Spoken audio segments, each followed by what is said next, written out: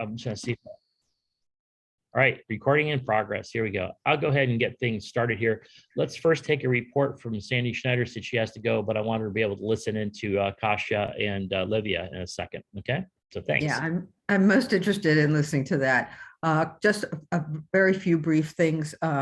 ACEP, as you know, is not a relief organization, so we don't provide direct aid, but we have set up basically a listserv or a discussion board where people can exchange information.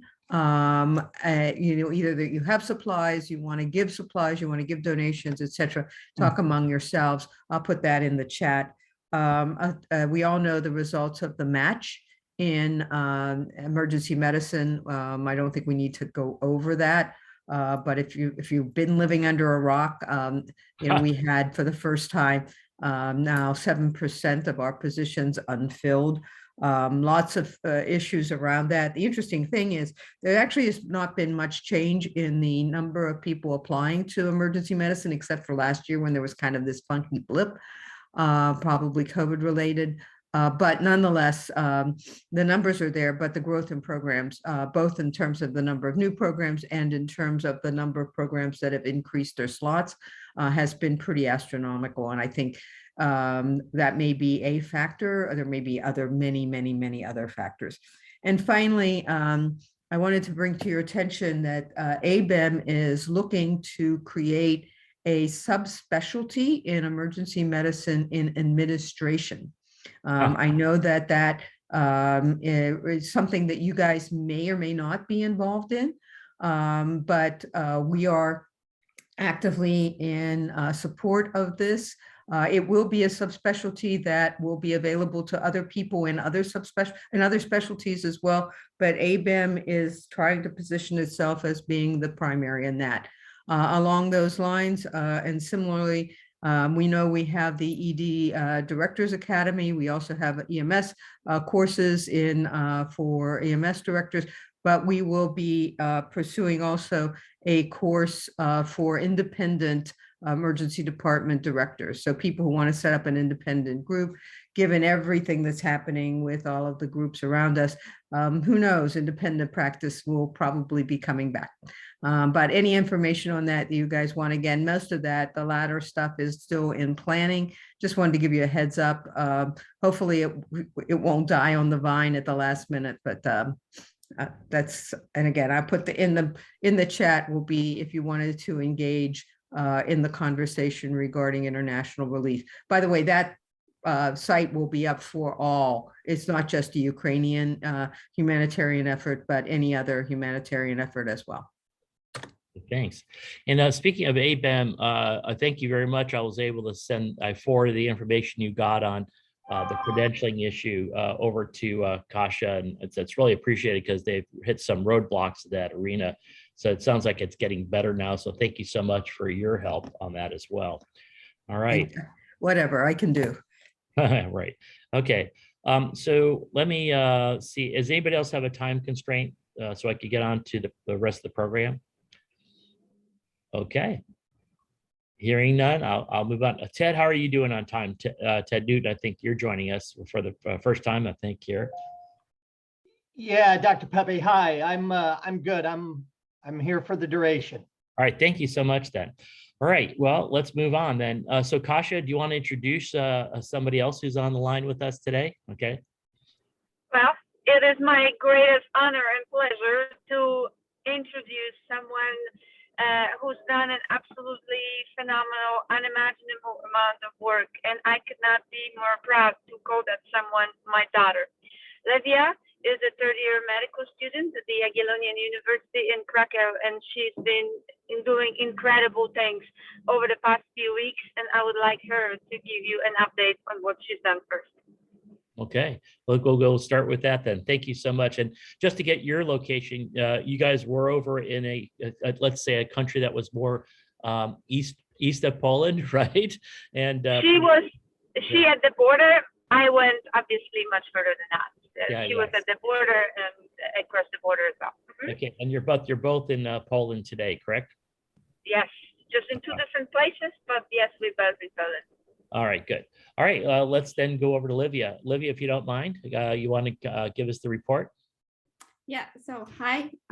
Thank you so much for my mom introducing me. I know the rules in EMS, keep it short, simple, sweet. So, I have three sort of main objectives. So most of my work is simplified humanitarian. So one, I have a base in Krakow where I try to organize different donations. So sanitary products, shoes, vital things that most people take every day for granted. So, underwear, bras, socks, even deodorant and toothpaste. Those are things that a lot of people need. And those, so we're trying to organize that. Since there is a lot of kids as well, I have more of a soft spot for the kids. So I try to focus on giving them all the items they require. My second focus is humanitarian aid at the border. So I traveled to Medyka and I do night shifts at the border. So I'm crossing between Poland and Ukraine, doing anything from dealing with cardiac arrest to handing out cups of tea. So we have, it's whatever the situation calls for. If it's I'm literally a lollipop stand to, I need to be able to react as a future, hopefully EMS physician. And then the third thing that I partake in is transport. This transport was originally organized to take the critically wounded from Ukraine and transport them into Poland. However, this transport, it's changed its sort of goal, and now it's carrying primarily pediatric oncology patients. So I was just this Saturday on a transport, and it's very well organized. The team is amazing, and the mission is undeniably vital in helping these children. And I think that, again, we do anything from helping these kids just to stay calm, playing, rock, paper, scissors, to being able to intervene if if anything severe were to happen. So very quickly, just humanitarian aid, whatever the patient needs or whatever the person needs, we try to provide it for them. So you're saying that you're a third-year medical student. So what's happening? Are classes not going on, or they've been allowing you to do this? And are you with other of your colleagues from the school? No, I gone out completely on my own, I would have to say, in organizing these projects and sort of tagging along to different organizations. So for example, the transport team is mainly physicians, paramedics, and firefighters, nurses. And I said, well, hey, I really want to help. And I feel like I have to help because this is what I signed on to do. And so I wanted to help. I want to involve fellow medical students, but it's kind of an arduous process. So I'm just reaching out wherever I can and hopefully trying to engage as wide of an audience as possible and shed some light on the different situations and projects that we're organizing. Well, it sounds like you've had some bad influence. Someone said, that not being responsible about your medical school obligations. No, you're pretty good. So no, fantastic. Thank you so much then for what you've done and and what you're doing. And I get it, because exactly right. When you go into disaster situations, be prepared to bring someone a cup of tea or clean up something. It's really a large part of what we end up doing. So, and you're seeing it firsthand. So, but what you're also seeing firsthand, you'll never forget, and you've carried a dust of a journey that'll never pass away because you breathe it in every day. So thank you so much for what you're doing. Does anybody have any specific questions for Olivia while we got her on and before we go over to Mom? Anybody Paul, have? Yeah. there's some stuff in the chat. I was asking about soft goods, anything that Livia needs that we can send over to her, and then again, how to get them to her.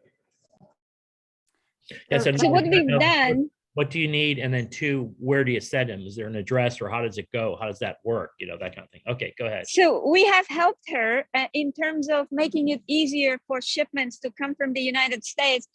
We do have a military APO address over in Germany, and this is where folks have been sending stuff for her to be delivered to Poland, and that makes it pretty easy for us to get out of Germany. Obviously, when you use military, postal services, that makes the cost much lower because this is like shipping things in the US, with USPS. So that's definitely, saves time. Or some people, what they have actually done, they have ordered things on Amazon in larger quantities to be delivered to us directly in Germany. So then you actually don't pay any shipping costs, just like in the US or whatever their shipping website, whether it be Walmart or something else, and that's what they have done.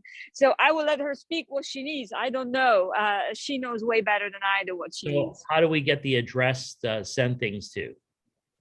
So I think for individual, because it's a private address, right? And of course, I don't want to lose that mailbox. So if there is a particular individual, we'll leave again our email addresses there, and would be happy. You can email us, and we'll give you the address to send it to, because it's just like I can't put my personal address on a Facebook page or something, because Right, right. obviously. Sure. But that's it. We just want to know the mechanism so we can get it done. So, Absolutely. Yes, absolutely. okay, good. Livia, are you able to enter an email address into the chat? Yes, I was just about to say that. I was actually going to ask Dr. Paul if it's okay that I send you an active list. So share a list with you all, because the needs of all these people are very dynamic. So it's constantly changing. So I had within 2 days shoes. Everybody needs shoes, and we got rid of all shoes. And then the very next day it was, wait, we need towels, we need socks. So it's constantly very dynamic.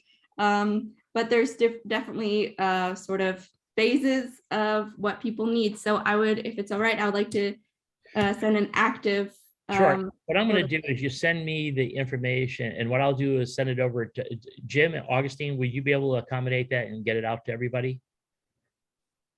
Or is that imposing on you? Dr.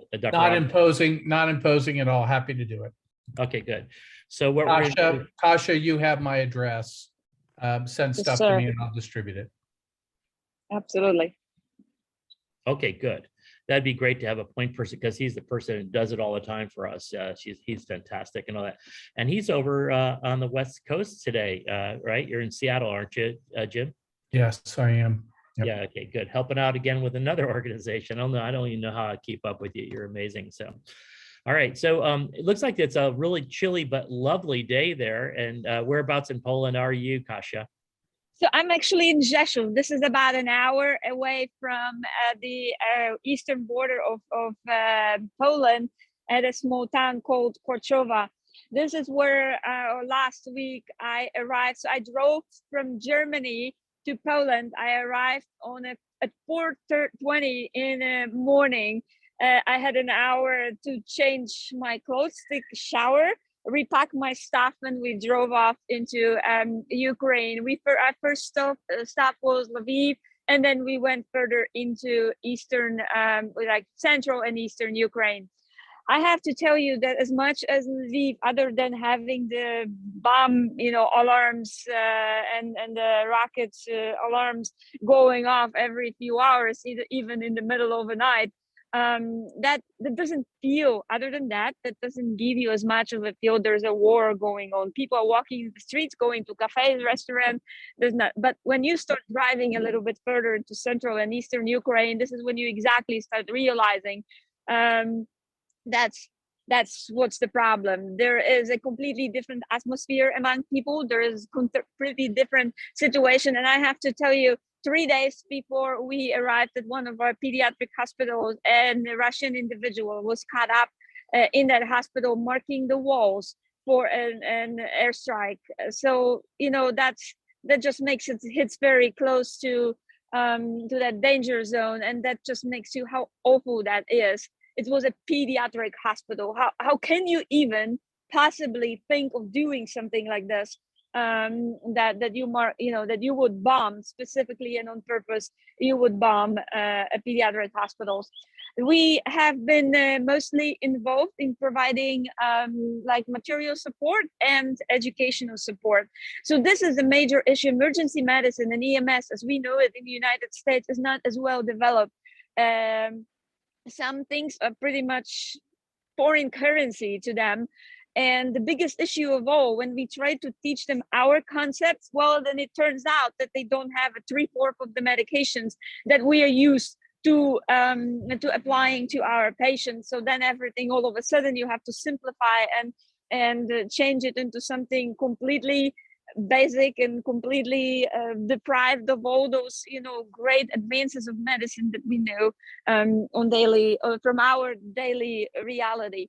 So we've also given classes to territorial defense physicians. It was a very surreal experience to have folks with AK-47s hanging by their side while you're teaching them combat medicine. There is, over there, the bomb alarms, that's pretty much all day, every day, and all night, every night. And you just keep running up and down, up and down. We ultimately just settled on sleeping in the basement because there was no point of, coming back up in the hotel or whatever accommodations we've had.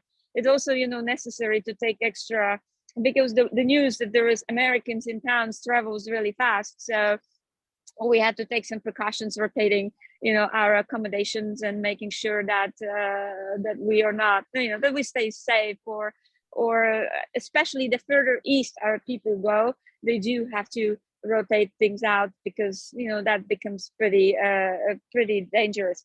So I would say coordination, the biggest thing of all. There's so many organizations that do want to help, and we do really appreciate this, and the Ukrainian people appreciate that, but we do need to coordinate it better, because otherwise it gives really people that impression like we don't know what we're doing.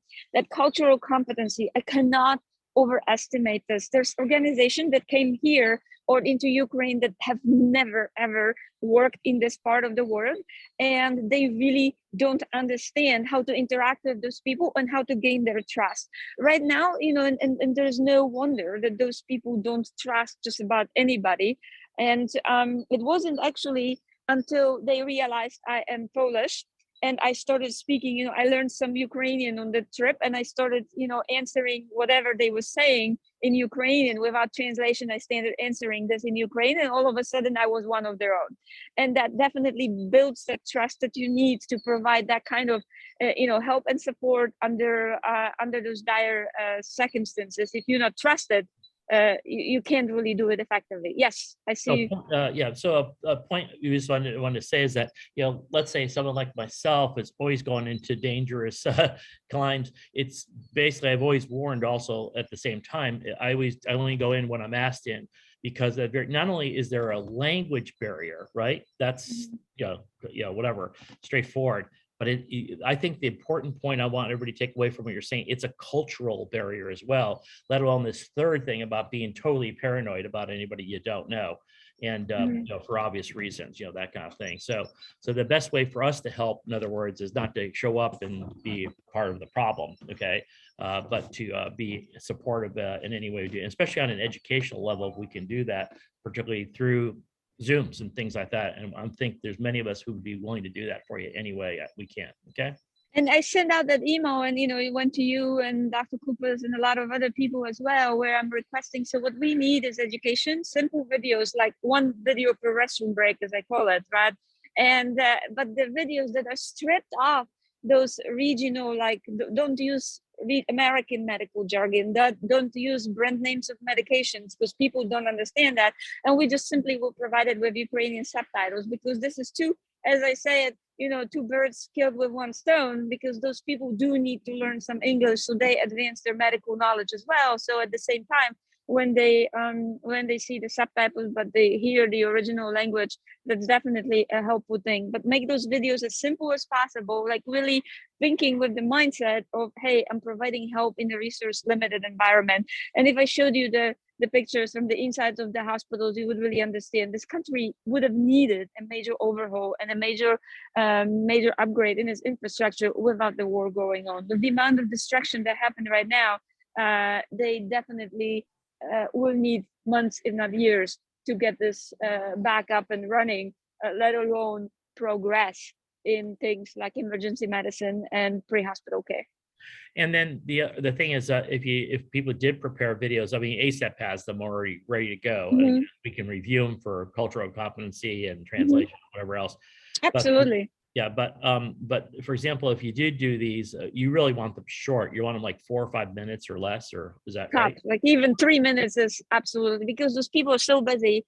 And then so, you know, we also want this to pretty much provide those short videos, and then we can continue that education in like an interactive fashion on a Zoom or whatever other platform to help those folks.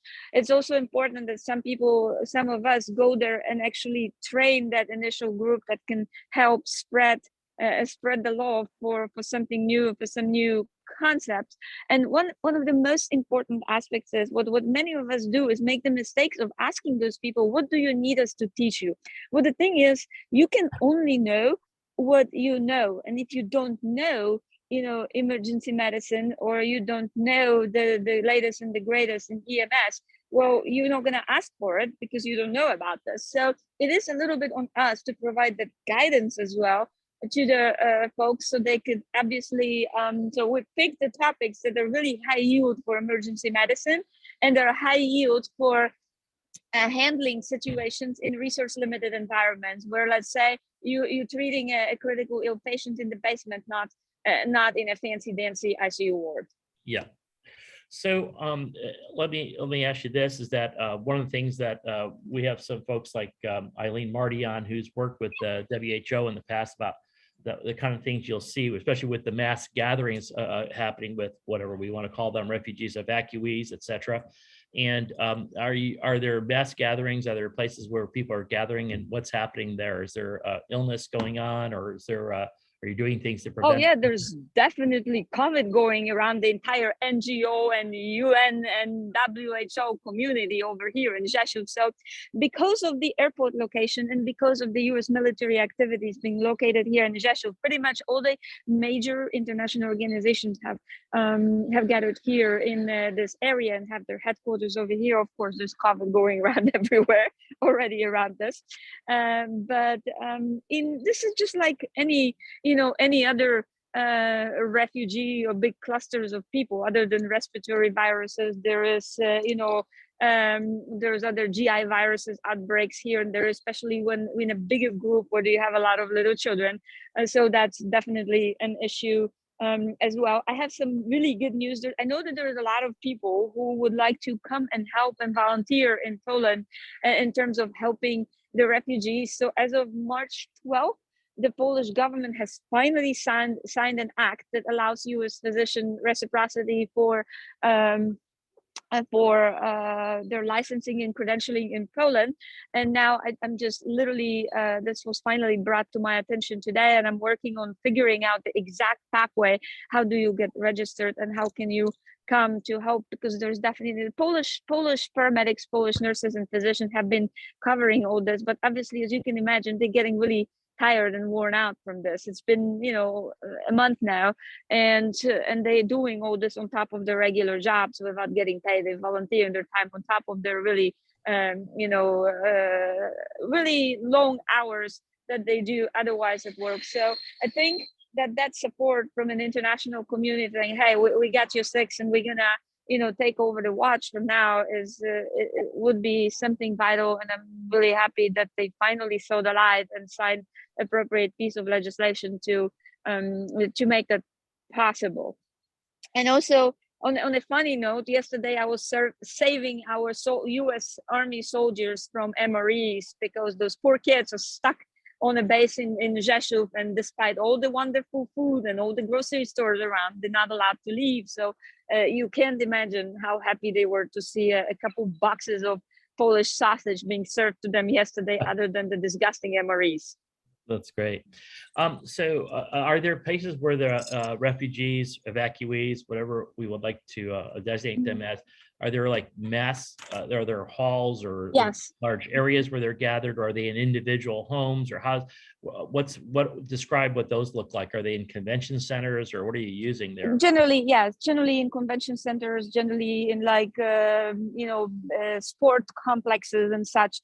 Most of them are located in the big cities in Poland, like Warsaw, Krakow, Lublin, Poznań. So this is generally where most of the people head to, those big cities. And that's where those complexes are located. Yeah, absolutely. Are you getting enough support, or are you overwhelmed there in those centers? I think in some of those places, it's not so much, I'm saying overwhelmed might be a big word, but people are clearly getting worn out. They're getting tired of Yes, yeah. doing it. The fatigue factor definitely starts playing a role, and you can definitely see that. Yeah. Well, does anybody have any particular questions, or do you want to say something, Olivia, there? Yeah, I just wanted to add, so we do have, because in the beginning I focused mostly on, as I said, children, orphans was my main goal. So not only are there the convention centers, so sports plazas and things like that, but also different types of hotels. And so there's a small comfort that a lot of hotels are opening up their doors for very young children and orphaned children. And so I know that they're also, just maybe, again, overwhelmed would be a strong word, but everybody is there's so many places that these refugees are found that, you can see the strain on the system sort of coming to a very high tension To point. its peak point, yeah. Mhm. I'm sorry, what was that? I lost it. It's come to a very tense point where we're straining. You can see the strain on the system. And it's going to get worse in the next couple of weeks. Yeah. All right. Well, and that's the thing. I want to make sure people we're kind of clear on it. I'm going to go and have some commentary from Eileen, if that's okay. But before I do that, anybody have any specific questions for Olivia or for Dr. Hampton? Anybody have a specific? Oh, you already forgot my first name. Know your first name, but I just wanted to give you some respect too for the work you're doing, okay?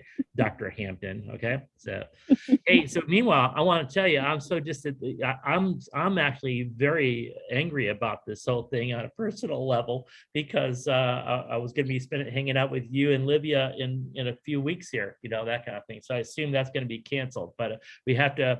I don't think so. We need a little R&R. I'm coming back for April into the US, and we need a little R&R. So, well, I think we'll still make that happen. All right, fantastic. I'd love to hang with Olivia and show you guys around, and thank you for what you've been doing here. So, okay, so thanks. If I could add just one final comment. Sure. I'd like to thank all of you first of all, for letting me speak amongst you all. It's a great honor from my side to be able to share my experiences despite being only a medical student. And I also want to say that just this entire experience has been incredible. I've learned so much. I'm learning so much, and I'm hoping to learn as much as I possibly can from every single individual. And people who I have yet to meet have already met through this experience. And all I can say is thank you to every single EMS, paramedic, nurse, physician who is really just putting out everything they have to help us out in Poland, in the States, wherever. So it's been very, emotional, but also very uplifting to see just how much we can accomplish together. So thank you. Okay, Really. yeah. Hey, so should we, what's that old thing where we used to, when I used to go over to some danger zones, I would carry a maple leaf. Where's that old Mike Austin's on it? Have a maple leaf on my back so they think I'm Canadian, not American. That kind of thing. So we'll have to ship you some of those backpacks here sometime soon. Well, I hope I do get to see you then in a few weeks. All right. That's fantastic, Livia. And you're getting a lot of nice things in the chat here. I just want you to know that. We're really proud. I'm hoping that when we come, we will convince Peter to give some hand-heavy bags to the initiative of pediatric evacuations out of Ukraine. Okay, we'll work on it. He's actually on a vacation out in I California, know, so I know. I'll sneak over to his office today and get a bunch of them. Okay, so. Yes. All right, so listen, we better get on. Eileen Marty, who has actually worked on projects like this over the years, but she did have a specific question for you, right? Was it about the surrogate mothers in Ukraine for USA Children? What do you want to ask, Eileen?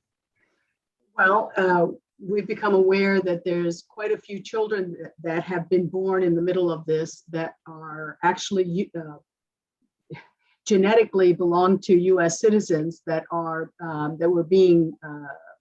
there were surrogate mothers in the Ukraine, and we're wondering if there's anything being done to help that particular group of women and children. Absolutely. As a matter of fact, yesterday I was in a meeting in which a pretty large group of stakeholders in this entire situation, including the U.S. military, was involved in this. And I know that there's been effort been made, and some people have already been retrieved out. So this is definitely an active process, and it's been actively addressed. I can reassure you about that. Thank you. All right, and well, if since you're there, it's great to have you on with this, Eileen. You've dealt with this. What are some of the things you're either hearing about, or at least you can tell us we should be paying attention to in terms of handling gatherings like this? You know, when people are refugees, or they don't like that word so much, evacuees, and they're in mass gathering situations. You've had a lot of experience in that realm. So anything you can that can tell us about what's going on now, and or at least past experience with that? Any diseases, any types of diseases that increase when you gather people together in less than ideal hygienic circumstances are going to increase. So you have to be monitoring and aware. Water issues, is there enough clean water to keep people clean, and wash your hands before you eat. I mean, these basic things actually become a huge issue when you're focused on something that is of greater apparent urgency, which is not being bombed on, or whatever else, or being shot at, right? I mean, these are, but it unfortunately, since we're so focused on not being killed at the instant, we forget that there are secondary complications that we just have to bear in mind and make sure that you have the appropriate tools to deal with that, which may mean antimicrobials as needed, and also just keeping the people aware of what they need to do to reduce their risks. Let's just take out the specifics of, let's say, in this case, Ukraine, or if it was in Syria or wherever. The most common things you definitely will see is when people gather together, so it's like the military recruits or new people in college, adenoviruses will have these outbreaks that are they're just enough not to make you sick enough, but just enough to have a problem, be coughing for the next 6 weeks and infect everybody else. And then, of course, the issues of the noroviruses and other issues, like you're saying, are the biggest issues. Ray Fowler, I think he's not on anymore, had that experience. We had evacuees, I'm trying to be politically correct, coming out of, Katrina, for example, and hitting the convention centers. Everybody had diarrhea in the first couple of days until they started making mandatory hand washing, hand sanitizers, and it got completely under control there. And so again, cultural differences or whatever else may prevent that, but those are supplies that are so important. And as a generic statement, anything else, of course, you need to know, was there something endemic out of the area they're coming from? And here it's complicated by BA2, et cetera, swarming through Europe, et cetera, or people bringing it to you. Yeah. And it is an issue and it is already an issue in Eastern Ukraine, but that mostly because some of those places, as you know, unfortunately, they have not been even able to create humanitarian corridors, and any attempt at doing so has actually resulted in people being killed, even civilians, when they were trying to, there was a time for, humanitarian evacuation, but despite that fact, those convoys have been attacked and people have been killed. So we know that in cities like Mariupol and Kharkiv and all those, there is definitely, lack of food, lack of clean water, lack of basic necessities and supplies. also, you know, any kind of connectivity, people actually climbing on top of their houses just to get a bar of reception and let the world know, hey, I'm okay, I'm still alive. So we Yeah. have met, and I have to tell you this, when I was in one of the pediatric hospitals, we met a pediatric neurosurgeon who just relocated from one of the cities heavily bombed in one of the raids, and he lost his house, his everything. His wife and him are physicians, and I have, when we were there, we are still able to, you know, to smile and laugh. This is kind of the way how you deal with it. But looking at him, he was no longer able to do that. I mean, his stress response and level of his hypervigilance was so high that I'm expecting those people will suffer from severe PTSD afterwards. So that is definitely no doubt. And that's something that education on how to deal with it, because that doesn't exist in Ukraine. It doesn't exist in Poland, let alone over there.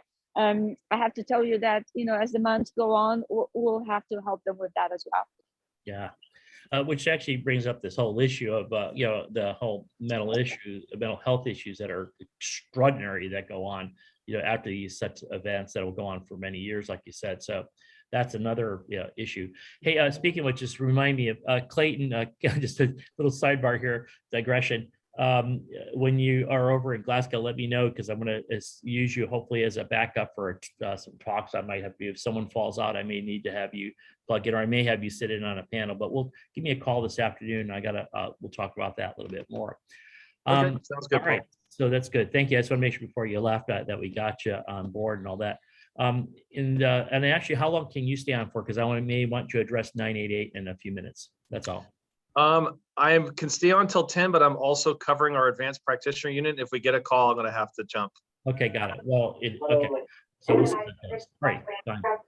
Great. Any other questions then for, or any things that anybody want to hear from, or any other questions for either Kasia or Olivia before I move on to some other topics we have, because we have a lot to cover today. But I think that was worthwhile listening into them, and it's just the beginning to sort of get you. I guess I want one last comment. Give me more of a sociological viewpoint, you know, or political, sociological. What's the I guess the vibe would be obvious in terms of anti-Russian and all that kind of thing. But you know, what's your interpretation, again, with the cultural competency here issue, that what are you sensing over there, both in Europe, let alone in the Ukraine?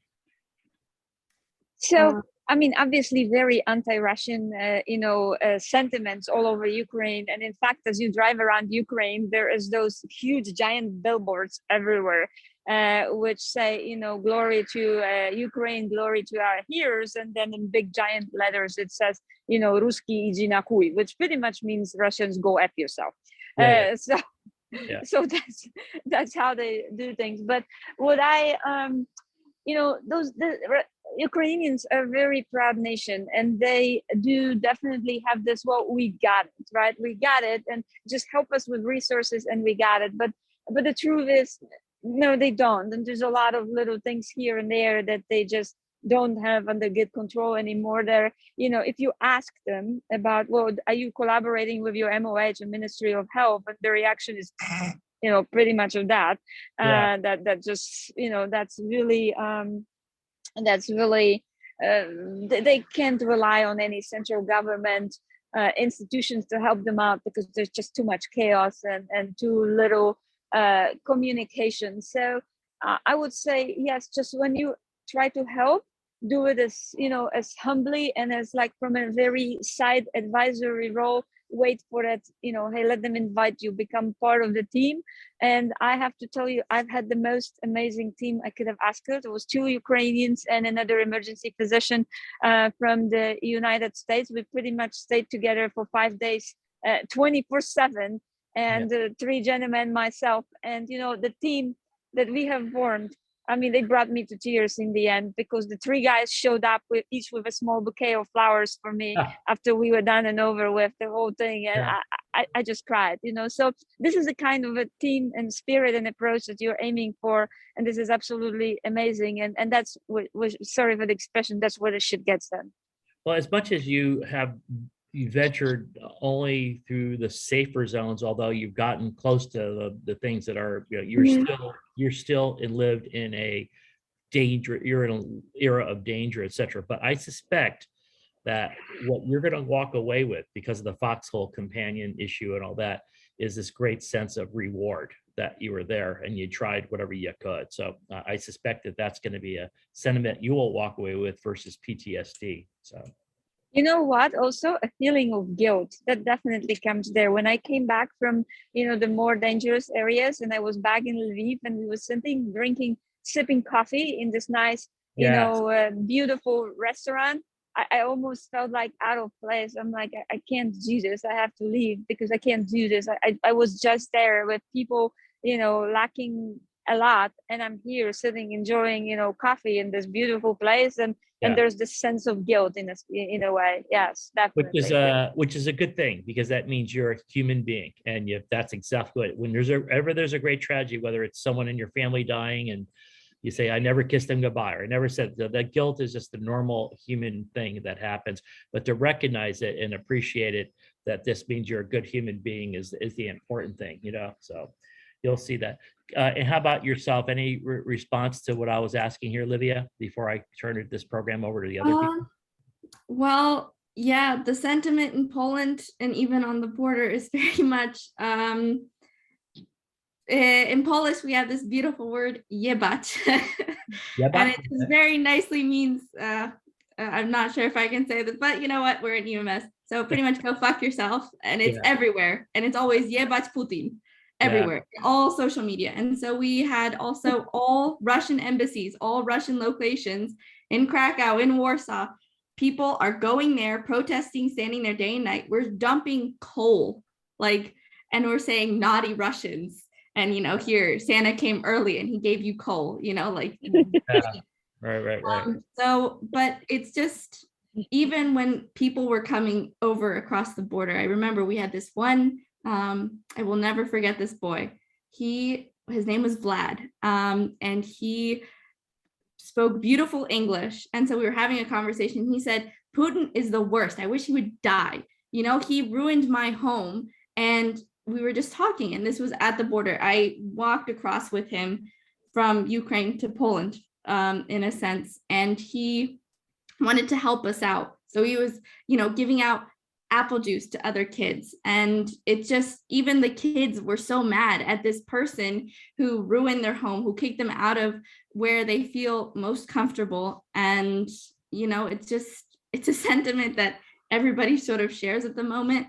And again, they are, despite everything, the teamwork that sort of just naturally arises from this situation it's an experience that I've never just felt that before. And it was actually on International Women's Day that I was working with my team of guys. So 2 paramedics and firefighters, and I got flowers from them as well. And, that's just, it's kind of, and we gave flowers to the other women, some chocolates, flowers to show them, look, we still remember you. We still have that same culture, despite everything that's happening. And we're going to treat you as humanely as we possibly can. So let me ask you this, then. One of the questions that was asked was that how were people vaccinated for COVID over there and across that country? What was the rate of vaccination, especially for susceptible population? No, they don't believe. They ask, why do I have to be vaccinated? So unfortunately, it's very much like in southern Poland. Why, what is it going to do for me? It doesn't do anything. I'll just stay home. But even in Ukraine, so the vaccination rate for children is very low. So I just started epidemiology. And one of the first statistics that we saw was Ukraine versus Poland. And it's one of the worst vaccinated countries in Europe, unfortunately. And so it's an issue. And so they foresee a rise in things like tuberculosis, because that's an issue, and other such, fun diseases that haven't really been a prominent issue in the rest of Europe for a while. All righty. Yeah. Good to know then. All righty. So thank you so much. And I had a lot on the program that I'm probably not going to get to go into, but this was enjoyable listening to you and just getting just a little bit of a vibe of what's happening over there. And so thank you. I hope you could stay on here. And if we can, we'll come back. Or if anybody has any questions for you, we'll try to address those as we go along here. So well, one of the things that I did have on the program, Jim, we've put out a new survey, right? Do you want to just announce that or tell us why or what he has in mind from Dr. Anderson?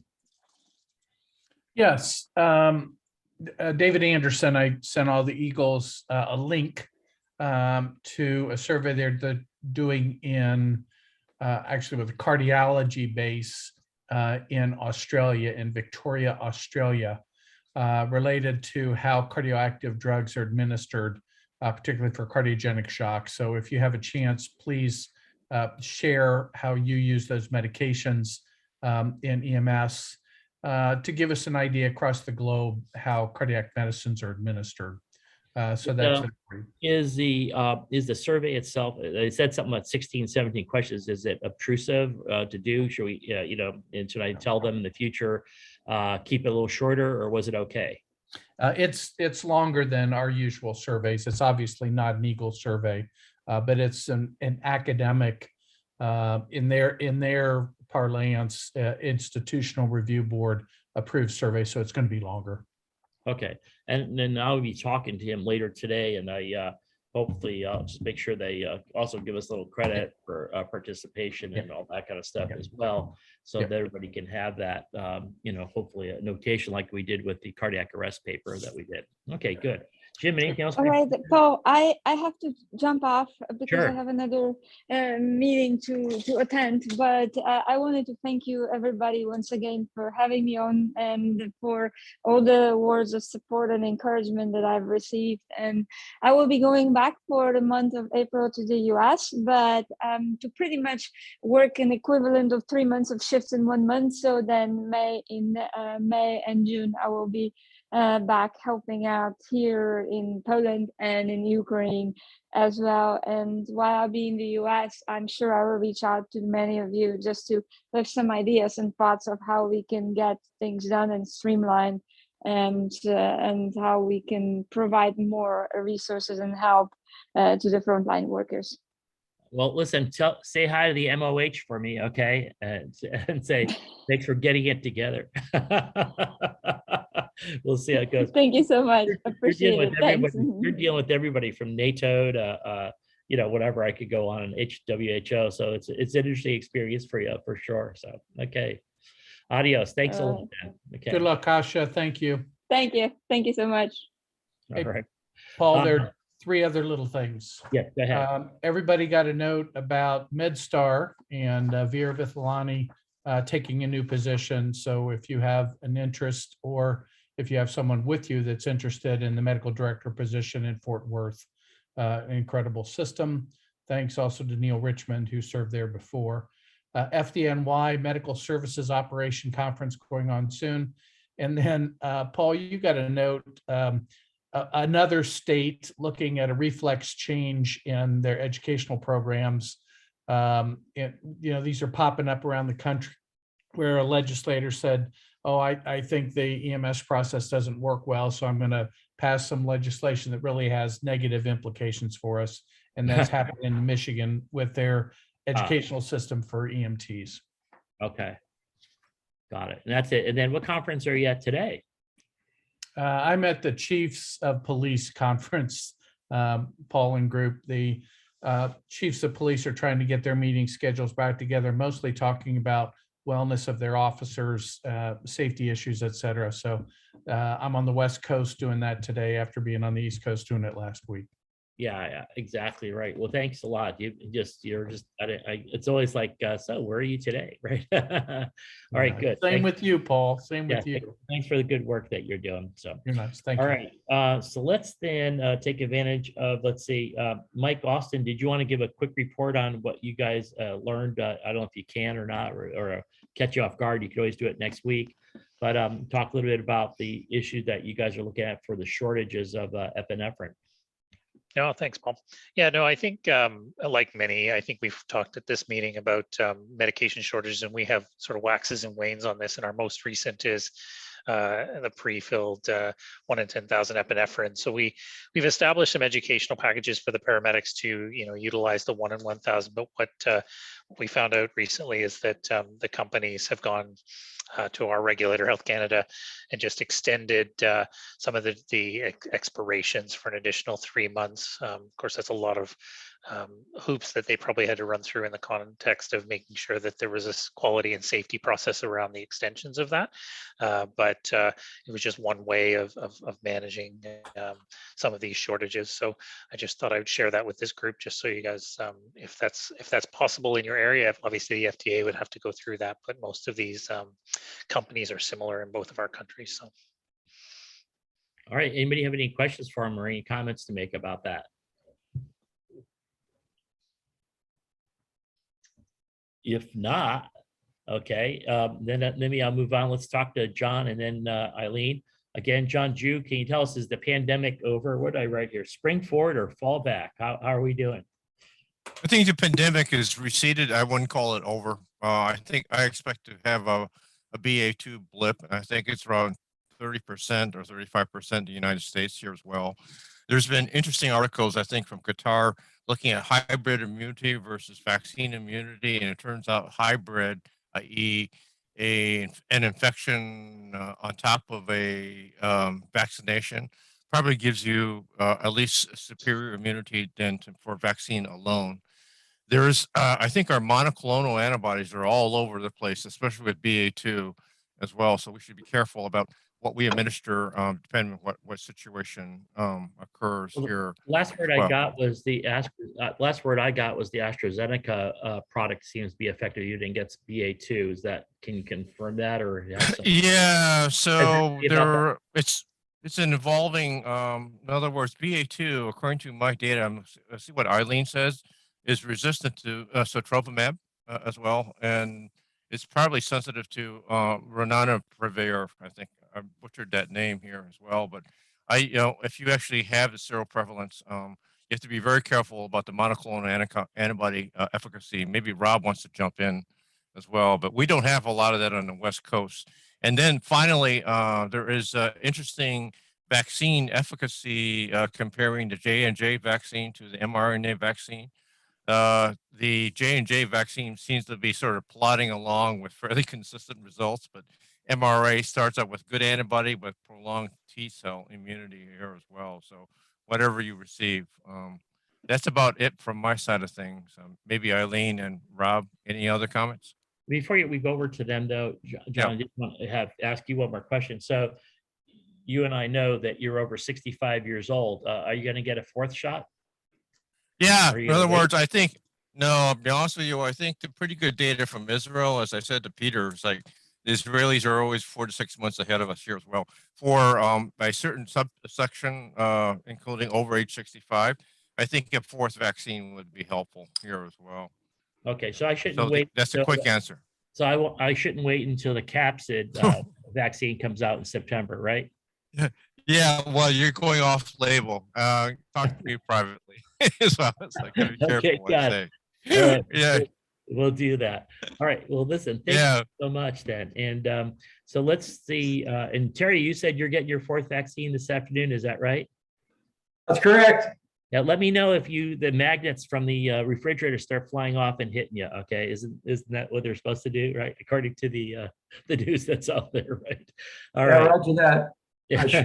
All right, good. John, you had Rob Holman, you had a question for John. You said, do you have info about the PCR detection of BA2? So, it's not a problem. I can tell you it's not a problem. It's not a problem at all to detect BA2. The name stealth was only because it wasn't as easy to recognize it as an Omicron variant because of the 6970 deletion that's typically present in the BA1 original Omicron, right?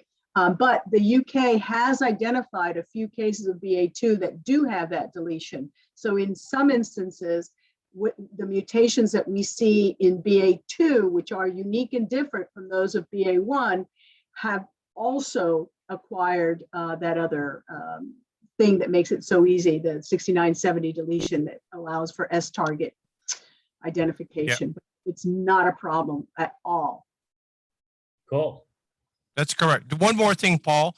Mhm. The vaccination work, BA2 and for BA1 from a vaccination perspective is similar efficacy as far as vaccine, from what I can tell right now. So not much to worry about on that front. Got it. Okay, got it.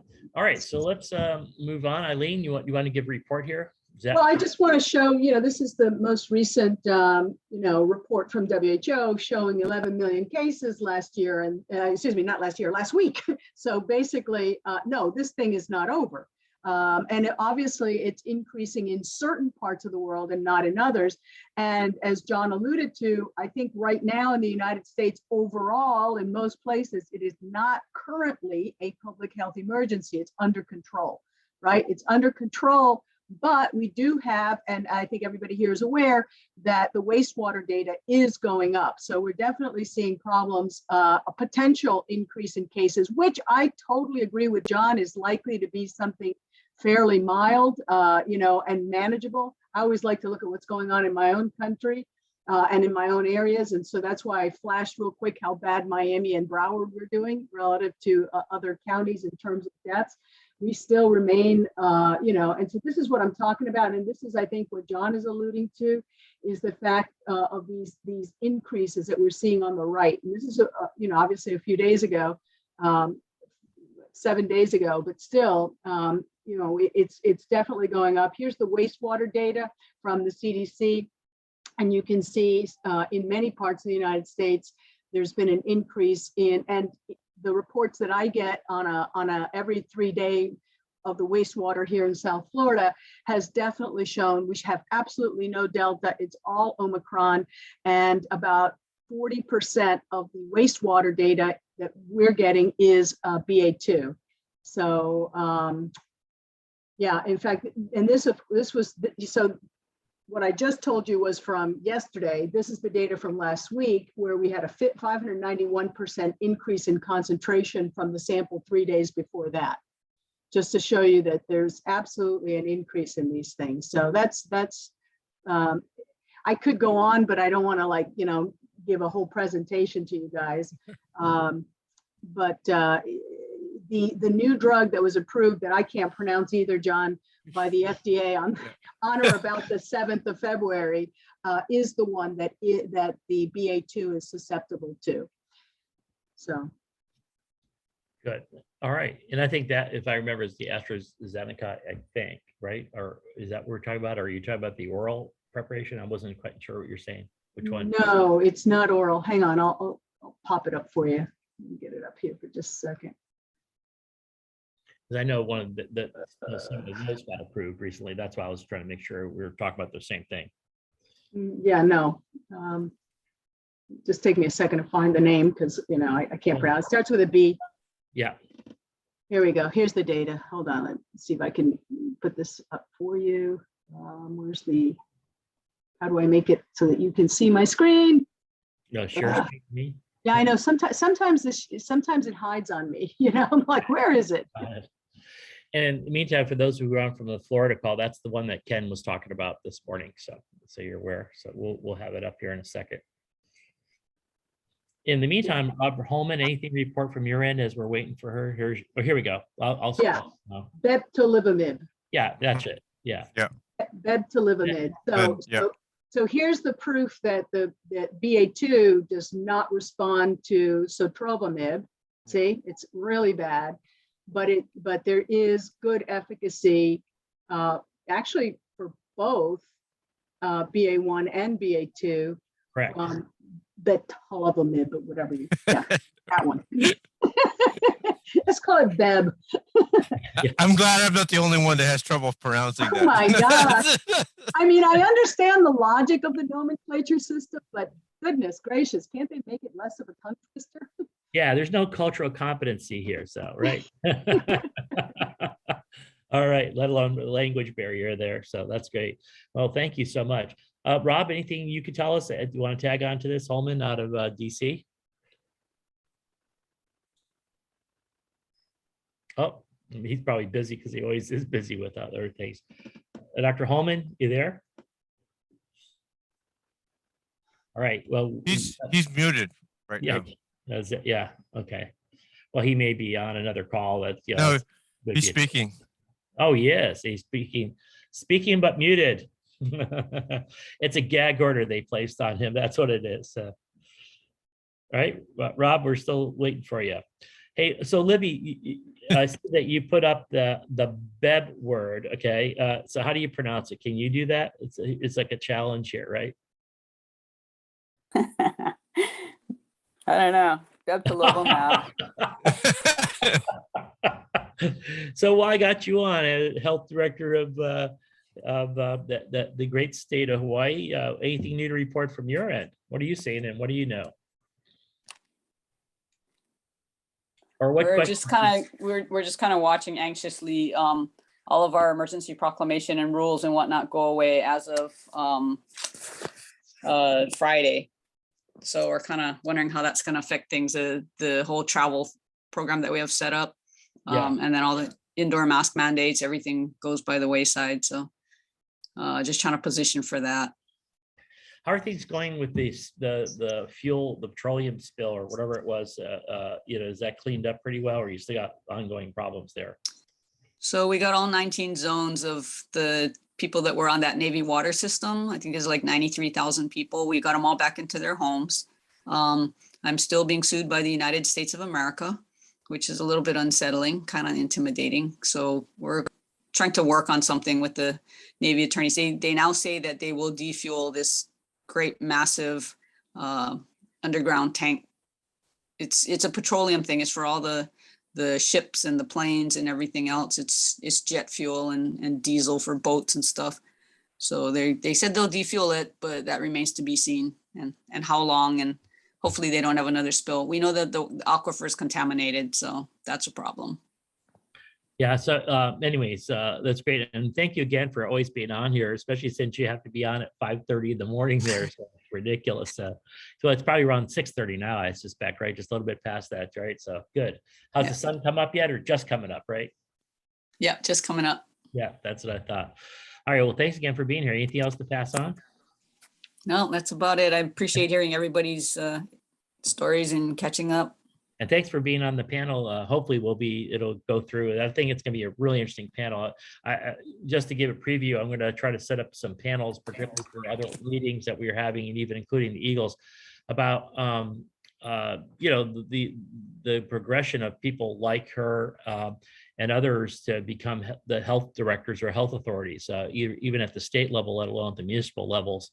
And people who have an EMS background and just it sort of has to do, well, I think personally with to do with those individual personalities and how great they are, but also because of what the role that EMS has been playing more and more in the healthcare system, and more recently with being an effective tool during the COVID crisis. So thank you all for what you've done, and it's not pleasant, but thank you for being there. We really appreciate that a lot.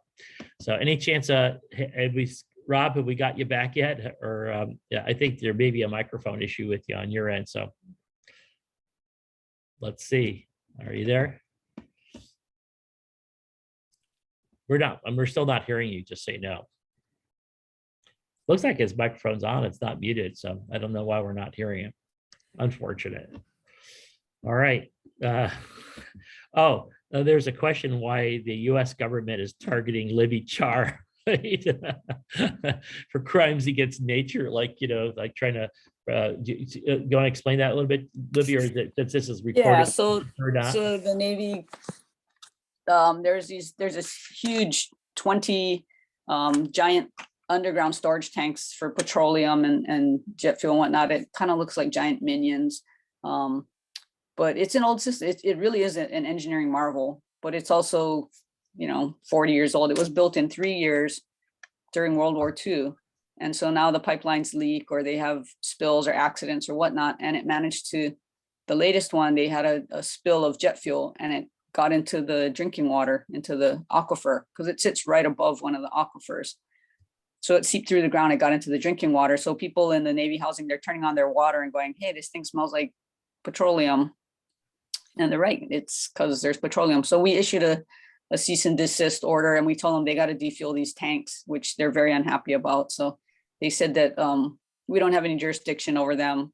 And they said we overstepped our bounds by telling them to defuel. So that's that. So yeah, I have to say that's a first for me. I've never been sued by the U.S. government. So good. You know, what can I say? You're another leadership role for us there. A little intimidating, but oh well. Well, it's right. Welcome. Hey, before I forget, I do want to tell everybody that we've always had this great participation from Nick Miller, who's always on these calls, and Josh Hartman as well. And so I wanted to take the opportunity to thank you guys, because one of ours is on the cover here today, right? That's at least the announcing the upcoming awards. But this is from Ken, being the EMS Medical Director of the Year, the current one, the incumbent. And thanks for putting him up. Anything from you guys? Anything, Josh, from your end that you want to tell us? No, we're always happy to have an eagle on the cover of our magazine. So Ken, I don't know if he's on the call today, but congratulations again. The calls for these same awards are open now, and will close in the end of June. So if there's anyone that deserves nomination across any of those open awards, we certainly encourage you to do so. And that can be done on emsworld.com. And then, Paul, I think you alluded to the EMS Europe session that we're going to be working on together. So, whenever you want to share that kind of data, we're just excited to always work with you guys and to continue to provide education globally, not just in the US. And I think that last program agenda that I think that looked really good after what's her name? Sophia Dyer. Yeah, it looks really good. Are you happy with it? And you understand the reason why I did some of the things I put in there? It's perfect. Yep, it's perfect. We're all set, and we got it sent over to the program director, and we're just waiting for feedback from them. And I'm just saying is that one of the problems is Mike Levy on by any chance to see if Mike is here. Yep, Mike is there. Hey, Mike, I just wanted to see, can you give us a quick preview of what you have in mind that you're going to give in your session? I thought we talked about that. I think I just thought it'd be nice for other people to hear real quick. I think Josh didn't know, I don't think, right? I think, yeah. So the current candidate is perhaps to flesh out kind of more on their golden day versus the golden hour based on what we found up in Alaska, people who've had high ISS scores and high injuries who couldn't be evac'd and in fact did better than they might have anticipated from kind of the trunky diagram or the like. So maybe better lucky than good, or maybe there's a little bit there that we can do in austere environments. So that'll be the gist of it with some Alaska eye candy. Yeah, it sounds good. And we're going to call what we're calling is, I think, when the golden hour becomes the golden day, right? So it is a challenge up there, State Director. So it's good. Hey, Mike, while I have you on, can I ask you a quick question about what's happening? Anything to report from NEMSP or anything else you want to talk about? Thanks for always being here. Oh, thanks. I'm sorry. I've been sort of intermittent just because of meetings, and I have to peel off here in a couple to do a medic interview. Really things are relatively quiescent right now. We've just got some kind of internal things churning with some position papers and some advocacy stuff, but it really hasn't honestly changed much since the last time I reported in. I guess the only other thing I would mention there in terms of waving the NMSP flag is sometimes I encounter a name on the Eagles group that I don't see within our membership roles. We're very happy now to be at high levels of membership and increasing, but it seems to me that if you're on this group, you probably should be a member of NMESP too. I say that without bias or fear of contradiction. So please go to the website and sign up. International members, domestic members, we'd love to have you aboard. Thanks. Yeah, and I think I've always made it very clear that we don't think of ourselves as a policy or position statement writing group. We're just who we are, and helping out, and that I like to think that we're all loyal members of whatever NEMSP, which is our special subspecialty area, and as well as ASAP as needed, accordingly, et cetera, for those who do emergency medicine. So I think that there should be no conflict whatsoever, and we'll all be there in supportive of the organization. Thanks to your leadership, it's been fantastic, actually, and so it's really been going in a really good direction. You've been on top of things and very sensitive to things. And so I think it's been fantastic having you there. So thank you so much, my friend. Paul, if I could just tag on there real quick, I appreciate all the thoughts. I see Clayton on there as well, and I would just say in terms of shout outs, in terms of people I interact with most within the organization and people that really are carrying things forward, Clayton's just done a fantastic job as chair of communications and continues to really carry a lot of water, because a lot of what we do is to try to make sure we message to our membership effectively and the like. So thanks to Clayton. Good. And that's actually a little bit of a nice segue, because Clayton, I was going to say is that one thing I want to remind everybody that doesn't become like national, a national implementation of 988 in July. Is that true? And you guys have already been doing some advanced work in that area, if I remember correctly. There's some stuff going on in LA. They call it alternatives to crisis response. And with the goal, I know. And the goal, Alternating crisis. ACR, with the goal of reducing the footprint of primarily law enforcement, but also EMS on these mental health crisis calls. I think it's well intended. I am a little bit concerned about the unintended consequences that may result, but thankfully they've allowed law enforcement and of course fire, EMS to have seats at the table. And we've been able to explain to them that there are some patients that really need, that are violent and are not going to be easily talked down off of that level. And sometimes we're going to have to put hands on, or the alternative is going to be violent people running away from us and no one willing to stop them. So they've created kind of a 5-point scale where at the top of the scale, it includes both a fire EMS response and a law enforcement response, for the ability to both put hands on people, but also treat them medically and treat them as patients. But some patients have to be taken down in order to be brought to treatment.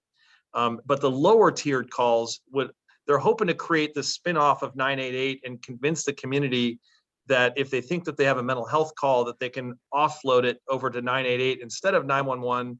I'm a little bit skeptical. I think 911 is so ingrained in people's minds that is where the majority are going to go. So we have to build bridges so 911 can transfer calls over to 988 if it meets specific criteria, and then vice versa. If people call 988 for a patient with agitated delirium, that they can move those back over into the law enforcement and fire realm too. So there's a lot of work left to be done. And the pilot is, I guess, supposed to launch sometime this summer. And I expect to be a lot of hiccups. That's what I'm figuring. That's why I was asking you about that. Okay. In any event, what can I say? I just wanted to make sure that you were attending. That's part of what I wanted to talk about. But give me a call this afternoon if you don't mind, and looking forward to it. And so, all right, so let's move on. Anybody have questions for him, or I want to discuss that? Yes, go ahead, John. Yep. Paul, if you don't mind, I just want to chime in on the 988 thing. Yeah. The NHTSA Office of EMS and the National 911 Program Office continue to work very closely at the national level with a number of organizations, including SAMHSA, which is the HHS focal point on 988 activities. But to reinforce Clayton's comments, there are a lot of advocates out there that, from my perspective, are not serving the community real well. And if folks are not involved with their local 911 and their state 911 and 988 activities, they really need to be. As Clayton mentioned, the official program rolls out on July 14th this summer. It will be the starting point. There are going to be a lot of hiccups and a lot of things that need to be worked out, but folks really need to be working at their local and state levels with this 988 initiative to make sure that it rolls out in the best way that it can. All right, got it. Has anybody else had experience with this or had plans already laid out in your community? Scott, for example, you have really good programs there, but are you interacting with the 988 people, for example, in St. Louis? Hope I didn't catch you off guard too much there, Scotty. Oops, maybe I did. Scott Gilmore, are you there? All right. sorry, can't get Scott on. That's too bad. But because he's had some really kind of robust programs. David Miramontes, you're still on. How about you guys? You've had robust programs along those lines as well. Yeah, so we're starting what we call core. It's Emily Kidd has one in the county, and we're starting one in the city in one very problematic zip code that's been funded by the city, and that's fire department paramedic, a mental health or social worker from our mental health authority, and we do have a police officer. He's plain clothes, and these are for lower acuity calls, just like the other folks are doing. And the goal is to reach out, try and engage them, navigate them, and get them into care, and do follow-up stuff with them. So we have multiple levels of that's our primary 911 response type, or 988 response. We have a PIC team, which is our. I do have a specific question: is are you already integrated with them, or is that yet to be seen in terms of the 988 programs? Is there already integration occurring there? No, we don't have the 988 in dispatch yet. That's a preview of coming attractions. But we're diverting 911 calls that way. But are you planning to do that? And is there is organization set up to have that happen, is what you're saying. Yeah, I think like in other places, they're probably going to have it go to a 911 center and then move to either a counseling, contracted counseling or hotline, or a response. So we have multiple levels of response here in San Antonio. We have the regular old 911 send a fire truck, right, and a cop. We have a crisis health unit with our police department. All officers in our agency have done crisis intervention training, which is great. We have the PIC team. That's the top 100 most expensive Marion gyms that have plagued the hospital with, I mean, they're $1 million people. And so the hospitals actually fund that program. They write a check as part of our crisis collaborative to fund that program. And what they do is they take the top 100 problematic psych patients.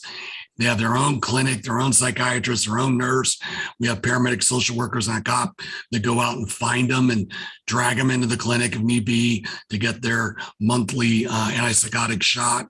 They'll get them groceries, they'll get them prescriptions, whatever they can do to keep them out of the hospital because they are really expensive. So that's another really cool program. And then we're actually, we have the law enforcement navigation program for every 911 call. One call, the cops haul, that's it. So we don't transport by EMS psychiatric patients unless they need medical care.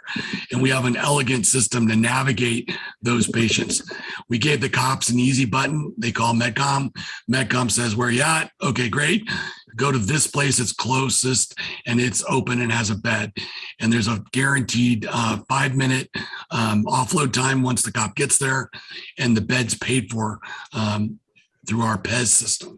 So it's like guaranteed payment for the psychiatric hospitals. So that really is offloaded.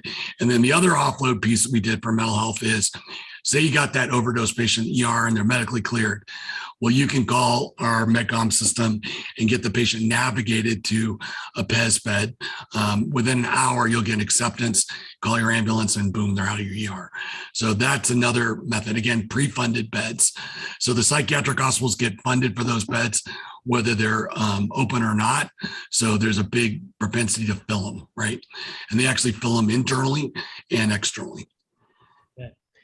All right. Well, listen, since it looks like the time is going away, first of all, Cham, anything of note that we should know, like newsworthy, or should we just have you come back and present some other time? Because we took up a lot of time with the Ukrainian report, and but it was worth it, that kind of thing. So and I think this is a little bit of an evergreen thing on your part, but that's all right. Yeah, but let me ask you this: the program that we put out at NDLS, okay, that John, is that something that came back? Could that be forwarded out to the Eagles, for example, and to the people in Europe? Yes, it can. Hey, David, I would mute yourself, David Barbanis. Okay, thanks. Yeah. So what's happened is, and Paul and I are board members of the National Disaster Life Support Foundation, and so I'm on the National Alliance for Radiation Readiness group, which is it's actually like a Congress where you have these different organizations voting, and I'm the delegate for the National Disaster Life Support Foundation and also for the Society for Disaster Medicine and Public Health. Now, what's happened is because of the Ukraine-Russia war and this really unprecedented development where we have the nation with the most nuclear weapons, which is Russia. They have slightly more than we do, threatening, moving this increased threat level. So what's happened is the National Alliance for Radiation Readiness and Response, which represents all of the organizations that have something to do with radiation or nuclear attack medical response, which is a limited number. They've decided to put all of their training available right away. And so what we've done is, and this is just in the last few days that Paul's referring to, with the basic disaster life support curriculum, the BDLS, which many of you have taken and are involved in, we've taken the RAD nuke module out and are going to make it available for free without having to be certified, without having to go through any of the certification process. We encourage you to take the new BDLS 4.0, which is the newest version, it's just been revised, painstakingly revised, I might say. We have taken the nuke RAD portion out and are going to make it available to anyone because as a just-in-time training opportunity. Okay. So you weren't on before, but our Eagle in Poland basically said wanted training programs and so on. I think that might be very useful for the Ukrainians, let alone for the Polish medical people. And so, so I wanted to make sure it was okay to go ahead and take that email and forward it, and also send Absolutely. it up, and also send it up to the Eagles. So can you put that in our chat right now, and then maybe email it to me? All right. I'll forward it to everybody Okay. else. But Jim, Augustine, and I can maybe make sure it's forwarded out to the rest of the world and all that. So I just want to make sure that was okay to do. That's all. Yes, it is. That was the whole object of it. And the other programs like REACTS, the excellent program at Oak Ridge, they're doing that as well. And they have a very good training module. Ours is just revised. I mean, we've got all the new approaches, the consensus documents. These are not outrageous things.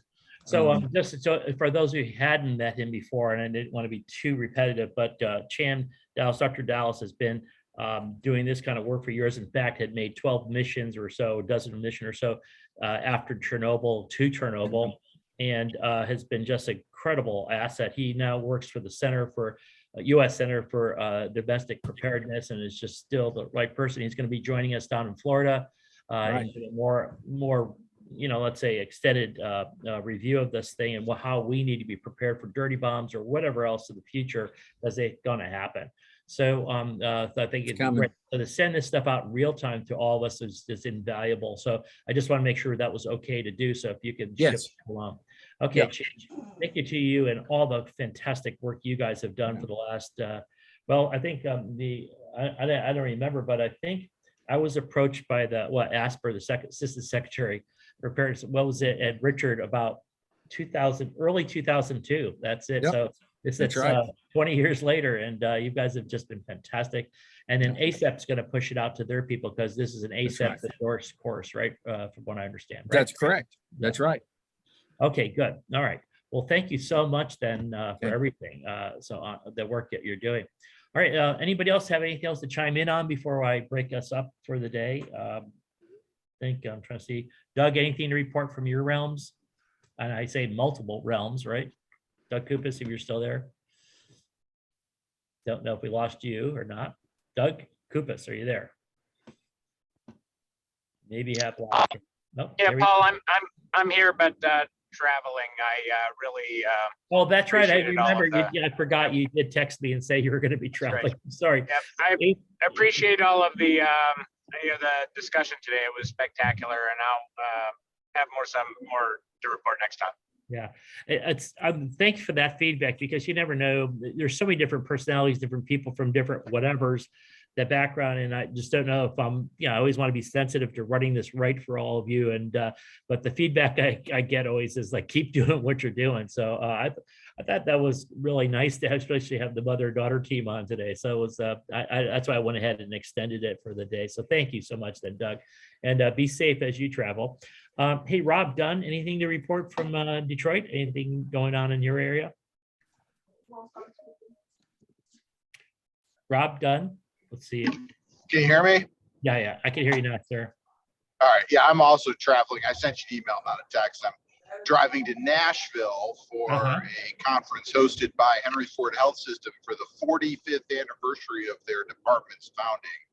My alma mater for residency in my early faculty years, and I'm giving everybody a history of Detroit EMS down there. Cool. Be celebrating Why its 50th year. Why did they pick Nashville, just out of curiosity? God, I have no idea. Like in the past, it's been in Las Vegas. They have something every 5 years, and Nashville. I mean, Nashville's a fun town. Yeah. But Okay, I get it. In other words, they don't do it in Detroit. They use this as an excuse to go somewhere. I get it. Okay, got it. Yeah. So we've got a new executive fire commissioner who's an awesome, high energy guy, Chuck Sims. He is a long-term firefighter and then worked in a few other places and came back to Detroit. So that's great. And we are, we're finally kind of moving forward with a lot of things that got on hold for the pandemic, including hosting cardiac arrest drills for all the Detroit public schools as part of the Heart Safe Schools initiative, and kind of just getting everybody back to functioning while still being sensitive to the risks of the pandemic. Yeah. Okay, got it. Hey, All Paul, right. can I add something real quick? Sure. The city and the Commonwealth, and just sort of in keeping where Jim is right now, are mourning the loss of 2 Pennsylvania state troopers who were killed in South Philadelphia early yesterday morning. What was it? What were the details, or what happened? They were trying to rescue a man who was wandering around on I-95 in one of the active lanes, and all 3 of them were killed by a drunk driver. Oh, okay. Well, that stuff just drives me crazy. So, okay, but I'll just leave it at that. So thanks for that. We'll take a moment. Paul, I put the link for the instructions in the text. It's in there now. Yep. And what would we call this? Nuclear radiological training, just in time, right? Just in time, nuclear radiological training from the NDLSF. I am sending that link right now to Jim, and he'll send it out to everybody. Chan, that link is to your computer. We don't have Oh. access to it. Oh, sorry. My mistake. That's what happens when you're in a hurry. Send it as an email to me, and I'll forward it to everybody. I'm sorry. Yeah, You I was trying to do pick something it up on fast. that, John, because I was about to send the link out. No, thanks. My bad. All right. Good. The minutes are ticking off, and I was trying to get something out quick. Yeah. Okay, got it. All right. Well, the minutes are ticking off. Yeah, we're actually beyond time that I usually do. But everybody, again, for those of you that hung in here, our 15205 is our CME code for today, 15205, and then 15203 for the Floridian part of it, earlier part. Thanks so much, everybody. Anybody have any last minute things they want to throw in? I hope this has been useful for everybody and you liked it. So, and if not, then welcome back, my friends, to the show that never ends next Tuesday. See you then. All right. Take care. Well, before you go, Yes. can you and I just talk when everybody's gone? Sure. You want to know if I got the discussion from you? The answer is yes.